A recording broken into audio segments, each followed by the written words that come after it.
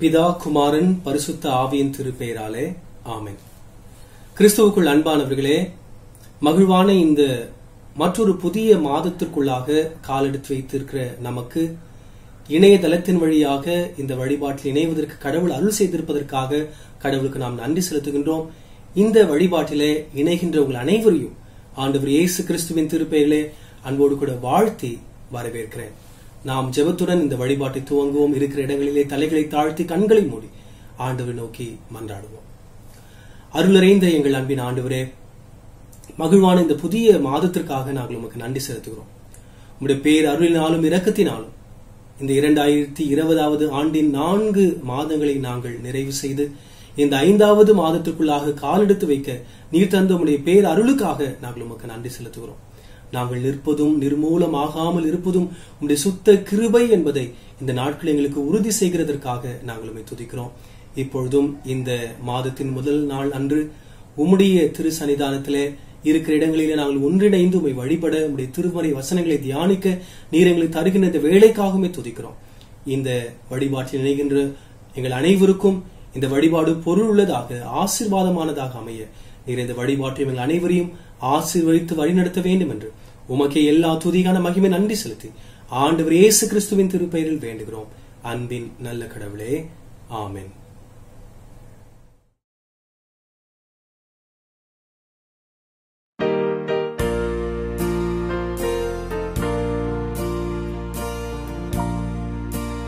இயேசுநாத காக்கிறீர், இளைப்பாற செய்கிறீர், மோசம் நேரிடாமலும் பாதம் ஈடராமலும் என்னை தாங்கி நிற்கிறீர், நேசநாத காக்கிறீர்.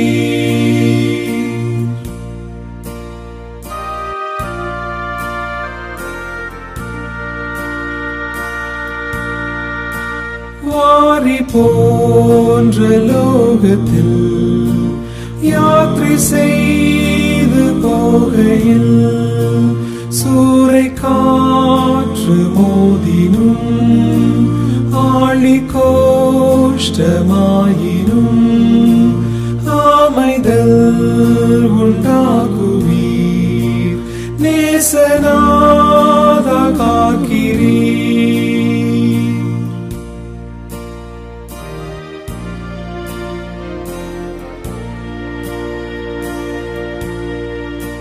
சற்று தூரம் செல்லவே மோட்சக்காரை தோன்றுமே, துன்பம் நீங்கி வாழுவே, இன்பம் பெற்று போற்றுவே, அது மட்டும் தாங்குவீர், நேசநாத காக்கிறீர்.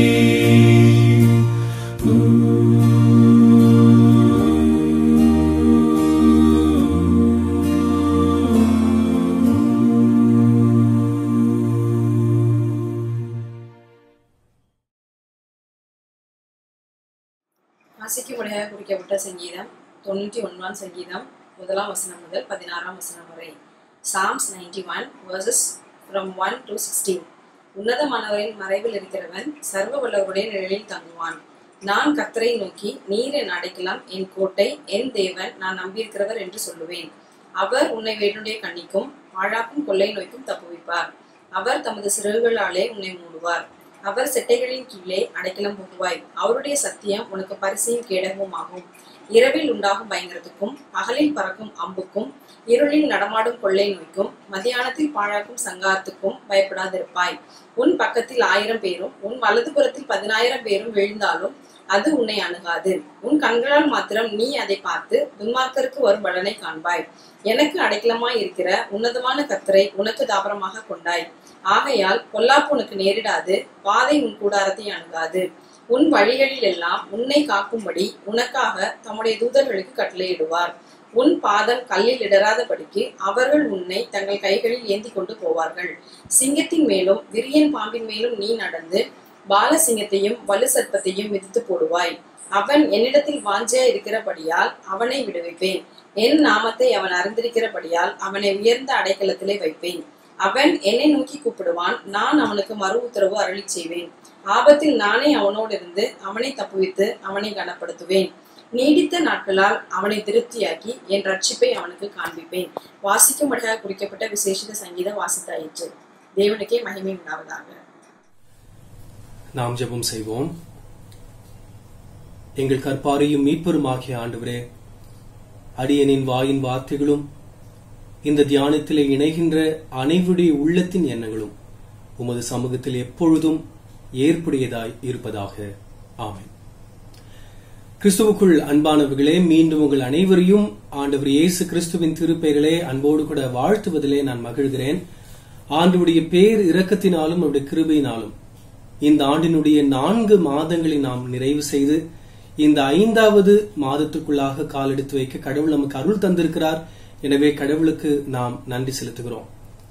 நாம் யாரும் ஒரு காலம் எதிர்பார்த்திராத இப்படிப்பட்ட நெருக்கடியான சூழல்கள் மத்தியிலும் கடவுள் நம்மை பாதுகாத்து வருகிறார்.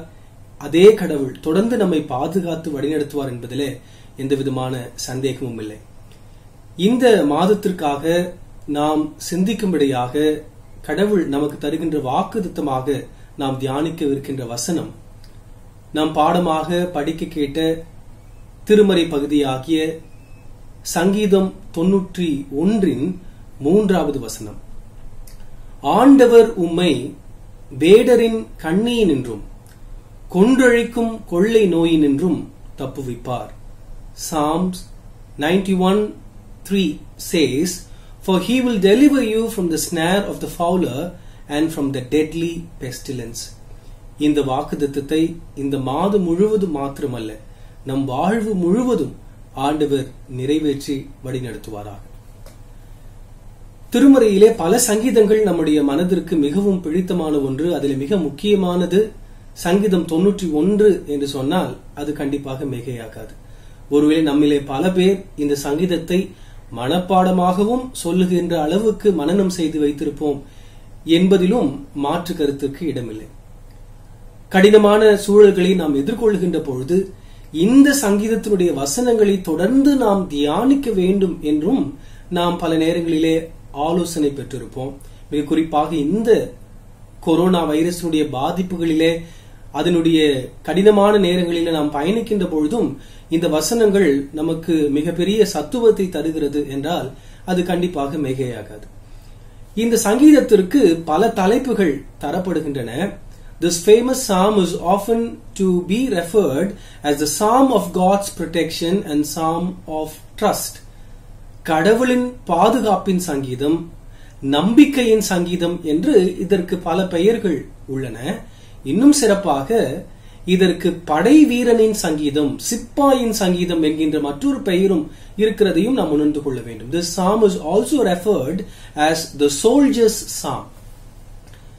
ஏன் இந்த சங்கீதத்திற்கு இந்த பெயர் தரப்பட்டது என்பதை இந்த செய்தியின் பின் பகுதியிலே உங்களுக்கு நான் சொல்ல விரும்புகிறேன். அதுவரையில் நீங்கள் காத்திருங்கள். யூத விசுவாசத்தின் அடிப்படையில இந்த சங்கீதம் 91 ஒரு யூதன் படுக்கைக்கு போவதற்கு முன்பதாக தியானிக்கின்ற சங்கீதமாகவும், ஒருவேளை மரணம் ஏற்படுகின்ற பொழுது அடக்க வழிபாட்டின் பொழுதும் இந்த சங்கீதத்தை அவர்கள் தியானிப்பது வழக்கமாக இருக்கின்றது. இந்த சங்கீதம் ஆண்டவர் இயேசுவின் வாழ்விலும் மிக முக்கிய இடம் வகிக்கிறது என்பதையும் நாம் மறந்துவிடக்கூடாது.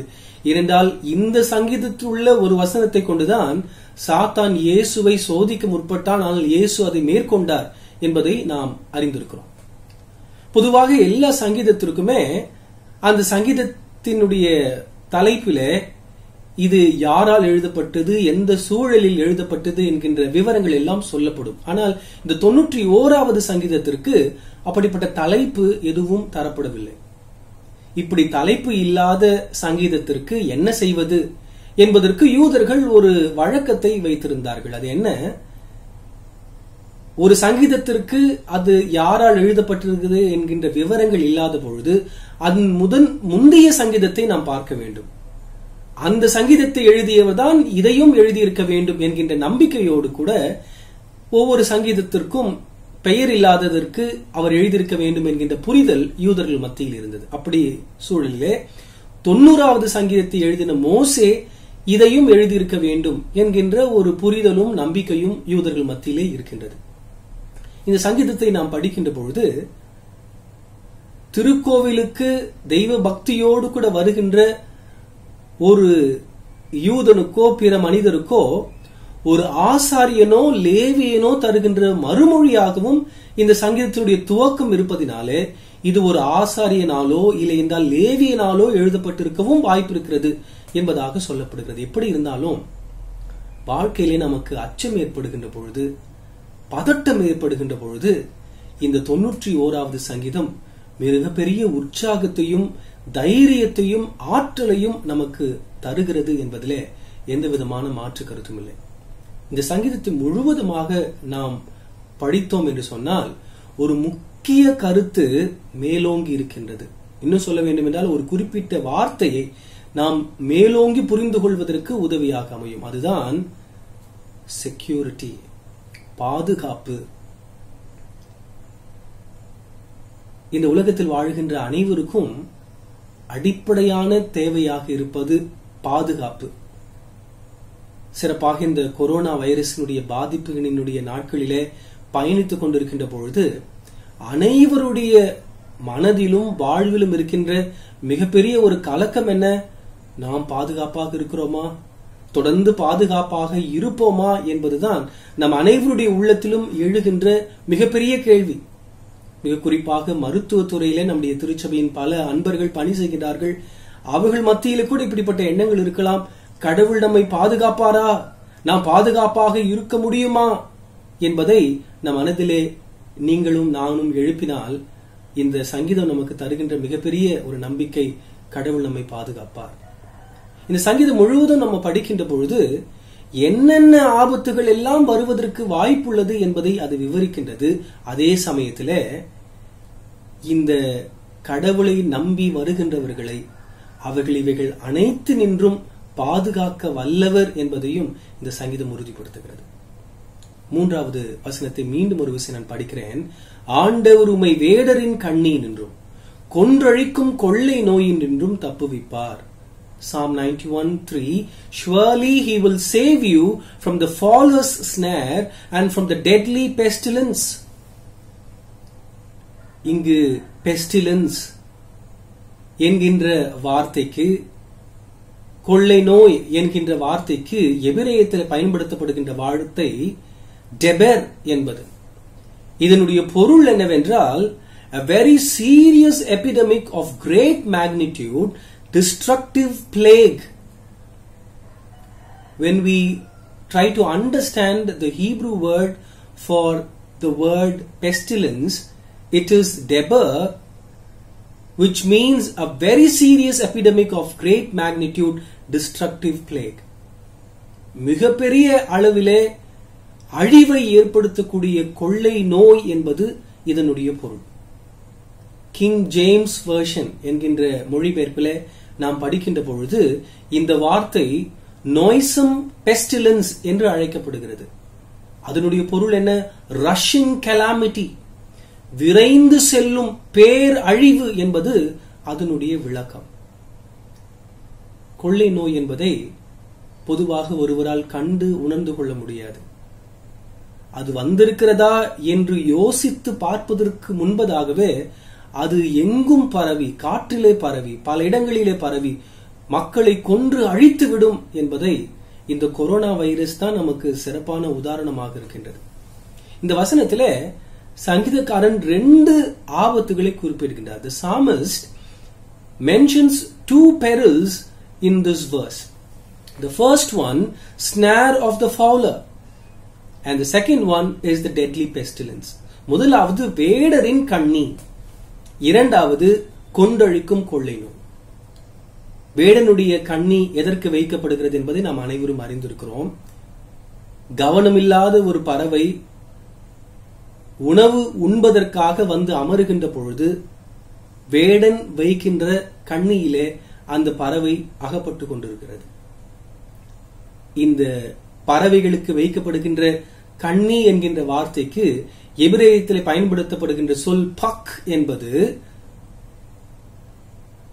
அறியாமல் தெரியாமல் அதிலே சிக்கிக் கொள்வது என்பது இதனுடைய பொருள். It is used figuratively for the plots of the wicked to try to entrap and bring down their enemies. எதிரிகளை மிக ஆழமான சூழ்ச்சிகளை செய்து விழ செய்வதற்கான சூழல்களை ஏற்படுத்துவதிலிருந்து கடவுள் நம்மை பாதுகாக்கின்றார். ஒருவேளை இந்த கொரோனா வைரஸை பற்றி ஒவ்வொரு நாளும் மணித்துளிகளையும் நாம் நினைத்துக் கொண்டே சிந்தித்துக் கொண்டே இருக்கிறோம். பல மாறுபட்ட தகவல்களும் பல வேறுபட்ட தகவல்களும் இந்த நோயை பற்றி சொல்லப்படுகின்றது. ஒன்று இது இயற்கையாக தோன்றினது என்று ஒரு சிலர் சொல்லுகிறார்கள். இன்னொன்று இது குறிப்பிட்ட ஒரு இடத்திலிருந்து உருவாக்கப்பட்டு அனுப்பப்பட்டது என்கின்ற செய்திகளையும் நாம் கேட்கின்றோம். எப்படி இருந்தாலும் கடவுள் அனைத்திலிருந்தும் நம்மை பாதுகாப்பதற்கு வல்லவர் என்பதை தான் இந்த வசனம் நமக்கு உணர்த்துகின்றது. And both these perils indicate the type of peril that is unseen, striking the strong and the weak alike. இந்த இரண்டு ஆபத்துகளுமே கண்களுக்கு தெரியாதவை, வலியவர் வறியவர் என்கின்ற வேறுபாடு இல்லாமல் அனைவரையும் பாதிப்பதற்கு அது ஆற்றல் கொண்டது. இந்த கொரோனா வைரஸ் கூட பணக்காரர்களுக்கும் வருகின்றது, ஏழை மக்களும் அதனால் பாதிக்கப்படுகின்றார்கள். ஆனால் கடவுள் நமக்கு தருகின்ற மிகப்பெரிய ஒரு உறுதிப்பாடு என்னவென்றால், எப்பேற்பட்ட காரியங்களிலிருந்தும் கடவுள் நம்மை பாதுகாக்க வல்லவர். This promise states that God's protection can extend both to the plots of the evil men and the diseases that ravage the humankind. ஆனால் எந்த ஒரு வாக்குத்தத்தத்தை நாம் எடுத்துக்கொண்டாலும் அதற்கு நாம் கீழ்ப்படிய வேண்டிய ஒரு கட்டளை இருக்கிறது என்பதை நாம் பலமுறை சிந்தித்திருக்கிறோம். இந்த வாக்குத்தத்தத்தையும் நாம் உரிமையாக்கிக் கொள்வதற்கு நாம் எதற்கு கீழ்ப்படிய வேண்டும் என்பதை இந்த சங்கீதத்தினுடைய முதல் 2 வசனங்கள் நமக்கு குறிப்பிடுகின்றது. சங்கீதம் 91 முதல் 2 வசனங்களை நாம் படிக்கின்ற பொழுது, உன்னதரின் பாதுகாப்பில் வாழ்பவர், எல்லாம் வல்லவரின் நிழலில் தங்கியிருப்பவர், ஆண்டவரை நோக்கி நீரே என் புகலிடம், என் அரண், நான் நம்பியிருக்கும் இறைவன் என்று உரைப்பார். Psalm 91 verses 1 and 2. You who live in the shelter of the Most High, who abide in the shadow of the Almighty, will say to the Lord, my refuge and my fortress, my God in whom I trust. இந்த 2 வசனங்களிலே கடவுளுடைய 4 மிக முக்கிய பெயர்கள் குறிப்பிடப்பட்டிருப்பதை நாம் உணர்ந்து கொள்ள வேண்டும். முதலாவதாக உன்னதர், மோஸ்ட் ஹை. இதற்கு எபிரேயத்தில் பயன்படுத்தப்படுகின்ற சொல் எலியோன் என்பது. The meaning of the word Elion is strongest of the strong, superlative God, surpassing all others, supreme above all other powers and authority என்கின்ற பல பொருள்கள் இந்த வார்த்தைக்கு சொல்லப்படுகிறது. மிக உயர்ந்த கடவுள், எல்லா ஆற்றல்களுக்கும் அதிகாரத்திற்கும் உச்சத்தில் இருக்கின்றவர் என்பது இதனுடைய பொருள். அதே வசனத்திலே 2வது கடவுளுடைய பெயர் என்ன சொல்லப்படுகிறது? எல்லாம் வல்லவர், ஆல்மைட்டி. எபிரேயத்திலே இதற்கு எல் ஷடாய் என்கின்ற வார்த்தை பயன்படுத்தப்படுகின்றது. ஆல் பவர்ஃபுல், ஆம்னிபொட்டன்ட் என்பது இதனுடைய பொருள். எல்லாவற்றையும் செய்வதற்கான ஆற்றல் கொண்டவர், தான் வாக்குத்தத்தம் தருகின்றவற்றை எக்காரணத்தை கொண்டும் யாராலும் தடை செய்யப்பட முடியாமல் நிறைவேற்றுவதற்கு கடவுள் வல்லவர் என்பதை அவருடைய பெயர் வெளிப்படுத்துகின்றது. அதைத் தொடர்ந்து 2வது வசனத்திலே மற்றொரு 2 பெயர்கள் கடவுளுக்கு தரப்படுகின்றது. 3வதாக ஆண்டவர், லார்ட். இதற்கு எபிரேயத்தில் பயன்படுத்தப்படுகின்ற சொல் யாக்வே ஆர் ஜெகோவா என்பது. இதனுடைய பொருள் என்னவென்றால், I am who I am, I will be who I will be. இருக்கிறவராகவே இருக்கிறவர் என்பது லார்ட், ஆண்டவர் என்கின்ற சொல்லினுடைய பொருள். இதுதான் ஆண்டவர் இயேசு தன்னுடைய வாழ்வுக்கும் இந்த வார்த்தையை பயன்படுத்துவதை நாம் பார்க்கிறோம். அதனால்தான் நிருப பாடங்களில் நாம் படிக்கிறோம், இயேசு கிறிஸ்து நேற்றும் இன்றும் என்றும் மாறாதவர். கடவுள் நம்மோடு கூட இருக்கும்படியாக இம்மானுவேல் கடவுளாக வந்தவர் என்பதெல்லாம் இந்த பெயரினுடைய தொடர்ச்சி என்பதை நாம் புரிந்து கொள்ள வேண்டும். The situations may change, but we have an unchanging God. நாம் வாழுகின்ற சூழல்கள் மாற்றம் பெற்றுக் கொண்டே இருக்கலாம், ஆனால் என்றும் மாறாத கடவுள் நம்மோடு கூட இருக்கிறார். நான்காவது, இந்த 2வது வசனத்திலே கடவுளுடைய பெயர் என்ன சொல்லப்படுகின்றது? God, இறைவன். இதற்கு எபிரேயத்தில் பயன்படுத்தப்படுகின்ற சொல் எலோஹீம் என்பது. Elohim means God, the maker of the universe and the supreme creator of all life. இந்த உலகத்தில் வாழுகின்ற அனைத்து உயிர்களையும் படைத்தவர் என்பது கடவுள், இறைவன் என்கின்ற வார்த்தையினுடைய பொருள். This word emphasizes God's power and strength in creating from nothing. ஒன்றும் இல்லாமையிலிருந்து எல்லாவற்றையும் உருவாக்குவதற்கான ஆற்றல் உள்ளவர் என்பதுதான் எலோஹீம் என்கின்ற எபிரேய வார்த்தையினுடைய பொருள். எத்தனை பெரிய ஆண்டவர் நமக்கு இருக்கிறார்! இவ்வளவு பெரிய ஆண்டவரிடத்திலே சார்ந்து இருப்பதற்கு நமக்கு ஏன் தயக்கம்? இந்த சங்கீதத்தை தியானிக்கின்ற துவக்கத்தில் நான் சொன்னேன், இதற்கு படை வீரனின் சங்கீதம், சிப்பாயின் சங்கீதம் என்கின்ற பெயர் இருக்கிறதாகவும் நான் சொல்லியிருக்கிறேன். In the beginning of this meditation, I said this psalm is also referred as the psalm of the soldier. ஏன் சொல்லப்படுகிறது என்கிறதற்கான வரலாற்று உண்மையை நான் உங்களுக்கு சொல்கிறேன். 2வது உலக போர் நடைபெறுகின்ற பொழுது இராணுவத்திலே பணிபுரிகின்ற படை வீரர்களுக்கு அவர்களுக்கு பிரியமானவர்கள் ஒரு பரிசாகலை என்றால் பாதுகாப்பாக வைத்துக் கொள்வதற்கென்று ஒன்று தருவார்களாம். அது வேறு ஒன்றுமில்லை, ஒரு சின்ன திருமறை. அதற்கு ஆங்கிலத்திலே the heart shield bible, the shield என்பது அதனுடைய பொருள். ஏன் அதற்கு அந்த பெயர்? சரியாக அவருடைய இருதயம் இருக்கின்ற அந்த பகுதியிலே இந்த சின்ன திருமறையை அவர்கள் வைத்துக் கொள்வதற்கு ஏற்றாற்போல் அது வடிவமைக்கப்பட்டிருந்தது. ராணுவ உடையின் சட்டை பையிலே உள்ளே வைப்பதற்கு ஏற்றாற்போல் அது வடிவமைக்கப்பட்டிருக்கிற பொழுது அதனுடைய முகப்பிலே எஃகு தகட்டினால் செய்யப்பட்ட ஒரு அமைப்பு அந்த திருமறையின் முகப்பிலே இருந்தது. அதுல என்ன பொறிக்கப்பட்டிருக்குமாம்? May this keep you safe from harm. இந்த திருமறை உன்னை ஆபத்திலிருந்து பாதுகாக்கட்டும் என்று பொறிக்கப்பட்டிருக்கும். இப்படி ராணுவத்திலே பணிபுரிந்த 2 நண்பர்கள் மிகப்பெரிய ஆபத்து நிறைந்த ஒரு சூழலிலே போரிடுவதற்காக அனுப்பப்படுகிறார்கள். போர் முனைக்கு செல்லுகின்ற அவர்களை எதிரி எதிர்கொள்ளுகின்றார். அப்பொழுது அவர்களிலே ஒருவன் ஆண்டவரிடத்திலே மன்றாடினானாம். One of the soldiers prayed, Lord, the responsibility is now yours. கடவுளே, இப்பொழுது எங்களை பாதுகாக்கவும், இந்த போரிலே வெற்றி தருகின்ற பொறுப்பு உம்முடையது என்று ஜெபித்து அந்த போரை எதிர்கொள்வதற்கு சென்றார்கள். எதிரியினுடைய துப்பாக்கி இந்த போர் வீரனை பார்த்து சுட்டுவிட்டது. அந்த துப்பாக்கியின் தோட்டா சரியாக அவனுடைய இருதயத்திற்கு நேராக குறிவைக்கப்பட்டு சுடப்பட்டதினாலே அவன் தூக்கி எறியப்பட்டான்.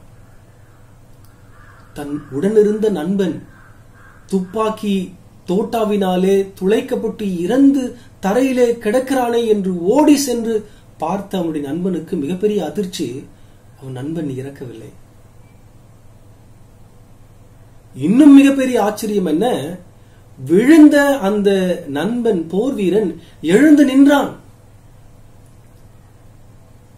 திகைப்புடன் அந்த நபர் தன் நண்பனை பார்த்து கொண்டிருந்த பொழுது தன்னுடைய சட்டை பையில் இருந்த அந்த சிறிய திருமறையை அந்த போர் வீரன் எடுத்தான். மேலே இருந்த அந்த எஃகு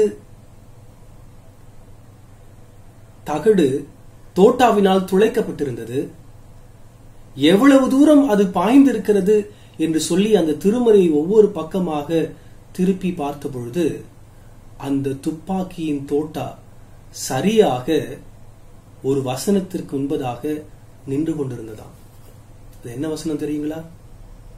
சங்கீதம் 91:7 வசனம். உன் பக்கத்தில் 1000 பேரும் உன் வலதுபுறத்தில் 10,000 பேரும் விழுந்தாலும் அது உன்னை அணுகாது. This bullet had ripped through to the 91st Psalm and stopped at the verse 7. 1,000 may fall at your side, 10,000 at your right hand, but it will not come near you. இதை பார்த்தவுடனே அந்த போர் வீரன், ஆண்டவரே உமக்கு நன்றி என்று அந்த இடத்துல ஜெபித்ததாக வரலாற்று குறிப்பு சொல்லுகிறது. அதன் பிறகுதான் இந்த சங்கீதத்திற்கு த சோல்ஜர்ஸ் சாம் என்கின்ற பெயர் தொடர்ந்து பயன்படுத்தப்பட்டதாக வரலாறு சொல்லுகின்றது.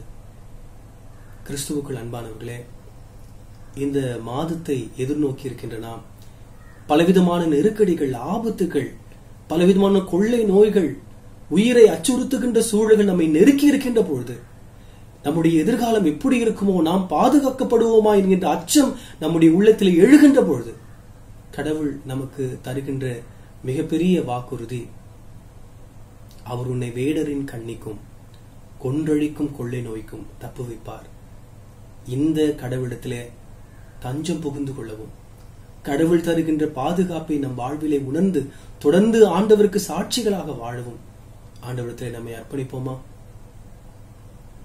நம் அனைவருக்கும் மிக பிரபலமாக தெரிந்த சங்கீதம் மாத்திரமல்ல, இந்த சங்கீதத்தை அடிப்படையாக வைத்து மறைந்த சாரால் நவரோஜி என்கின்ற ஆண்டவருடைய அடியவர்களால் எழுதப்பட்ட ஒரு அருமையான பாடல், உன்னதமானவரின் உயர் மறைவில் இருக்கின்றவன் சர்வ வல்லவரின் நிழலில் தங்குவான் என்கின்ற பாடலையும் நாம் அனைவரும் மனப்பாடமாக அறிந்திருக்கிறோம்.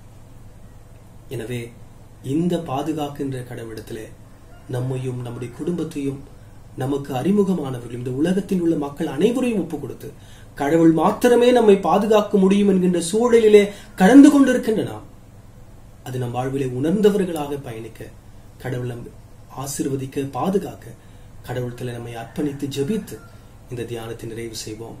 ஜெபம் செய்வோம். அருள் நிறைந்த எங்கள் அன்பின் ஆண்டவரே,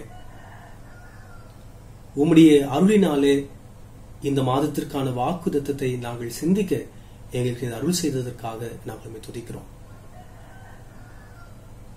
அவர் உன்னை வேடனுடைய கண்ணிக்கும் பாழாக்கும் கொள்ளை நோய்க்கும் தப்புவிப்பார் என்கின்ற நம்முடைய வசனத்தை நாங்கள் வாழ்ந்து கொண்டிருக்கின்ற இந்த சூழல் எங்களுக்கு உம்முடைய பாதுகாப்பு அன்றி பாதுகாக்கப்படுவதற்கான வாய்ப்பு இல்லை என்பதை உறுதி செய்கிறதற்காக உம்முடைய சமூகத்தை நோக்கி நாங்கள் பார்க்கிறோம். ஆண்டவரே, எங்களை மாத்திரமல்ல, எங்கள் குடும்பங்களை, எங்கள் உறவினர்களை, எங்களுடைய திருச்சபையின் அன்பர்களை, எங்களுடைய நாட்டிலும் உலக எங்கும் வாழ்கின்ற மக்களையும் நீரே பாதுகாத்துக் கொள்ள வேண்டும் என்று நாங்கள் ஜெபிக்கிறோம். என்றால் நீரே பாதுகாக்கின்ற கடவுள் என்பதை இந்த சங்கீதம் எங்களுக்கு உணர்த்துவதற்காகவே துதிக்கிறோம். தூய ஆவியானவரே, நீர் எங்களோடு கூட இடைப்பட்டதற்காக மீண்டும் நன்றி செலுத்துகிறோம். உடைய வசனத்திற்கேற்ப எங்கள் வாழ்வை தொடர்ந்து அமைத்துக் கொள்வதற்கு அருள்தார். எங்கள் ஆண்டவர் இயேசு கிறிஸ்துவின் திருப்பெயரிலே உமக்கே எல்லா துதி கன மகிமை நன்றி செலுத்தி தாழ்மையோடு ஜெபிக்கிறோம். எங்கள் ஜெபம் கேளும் நல்ல கடவுளே, ஆமென்.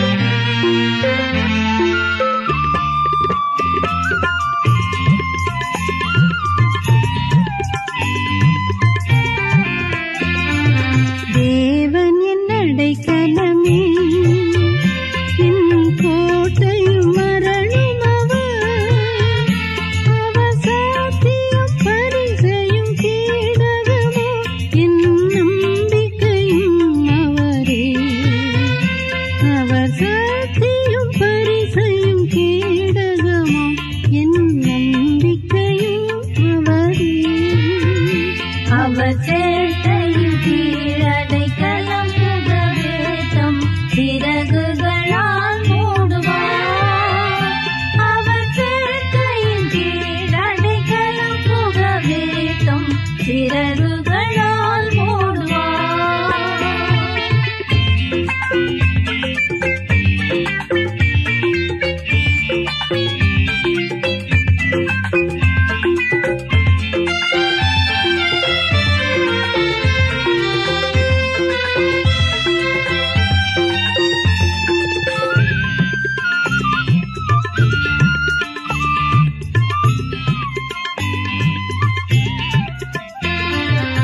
இரவின் பயங்கரத்துக்கும் பகலில் பறக்கும் அம்புக்கும் இருளில் நடமாடும் கொள்ளை நோய்க்கும் நான் பயப்படவே மாட்டேன்.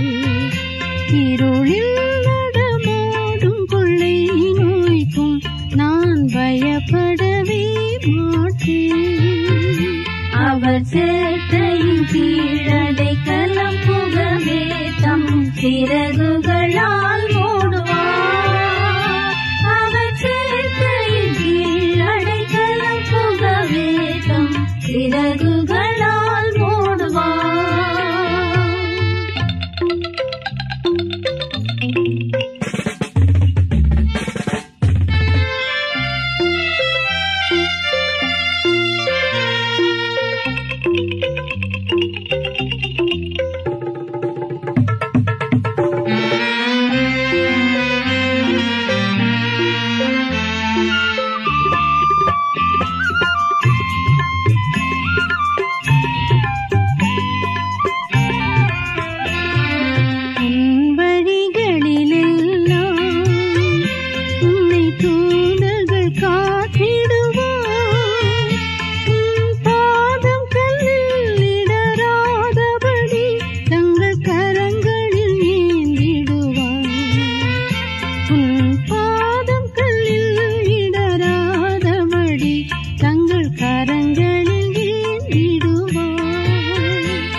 அவர் சேட்டையின்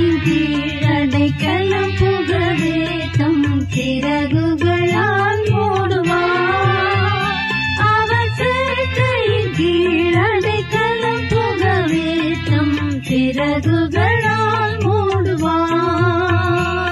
அவர் சேட்டையின் கீழடைக்கலம் புகவே தம் சிறகுகளால் மூடுவார். அவர் சேட்டையின் கீழடைக்கலம் புகவே தம் சிறகுகளால் மூடுவார். அவர் சேட்டையின் கீழடைக்கலம் புகவே தம் சிறகுகளால் மூடுவார். அவர் சேட்டையின் கீழடைக்கலம் புகவே தம் சிறகுகளால் மூடுவார். அவர் சேட்டையின் கீழடைக்கலம் புகவே தம் சிறகுகளால் மூடுவார்.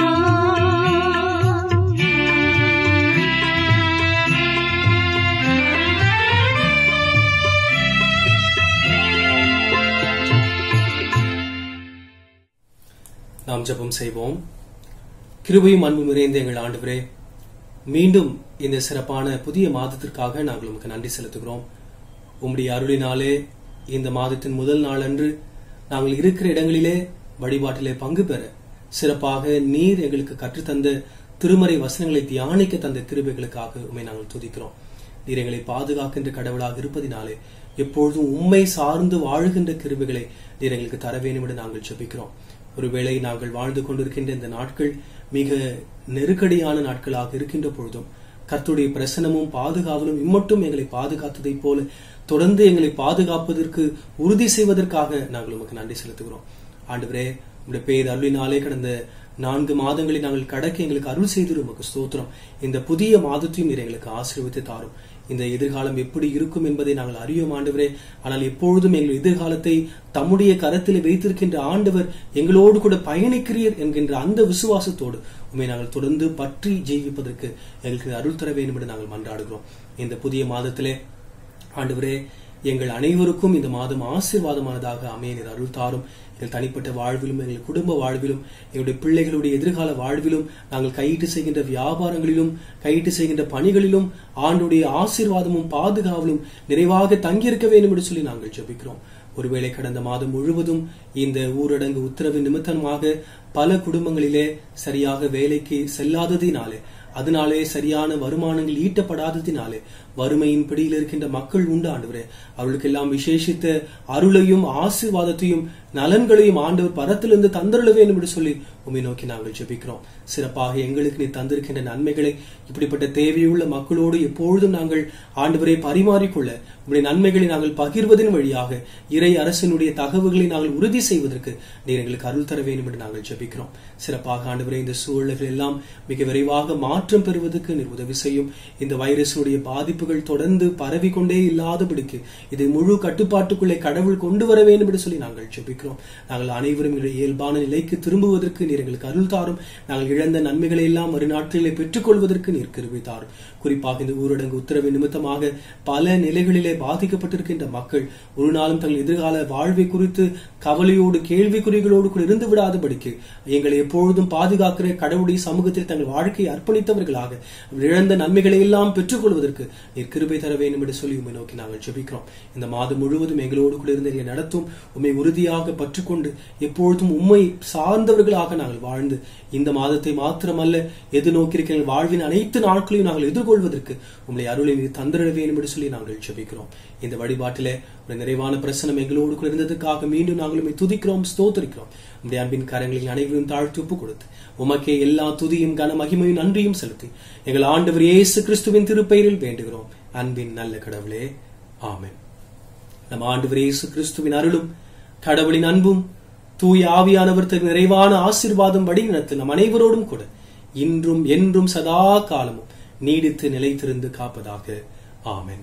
என் ஆத்துமாவே கர்த்தரை ஸ்தோத்திரி, என் முழு உள்ளமே அவருடைய பரிசுத்த நாமத்தை தோத்திரி.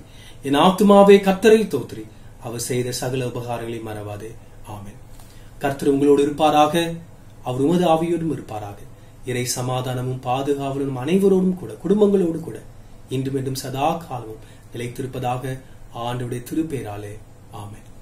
அனைவருக்கு தோத்திரம். கடவுளம் அனைவரையும் தொடர்ந்து பாதுகாத்து ஆசீர்வதித்து வழிநடத்துவாராக. ஆமென். அவர் சேட்டையின் கீழடைக்கலம் புகழே தம் சிறகுகளால் மூடுவார்.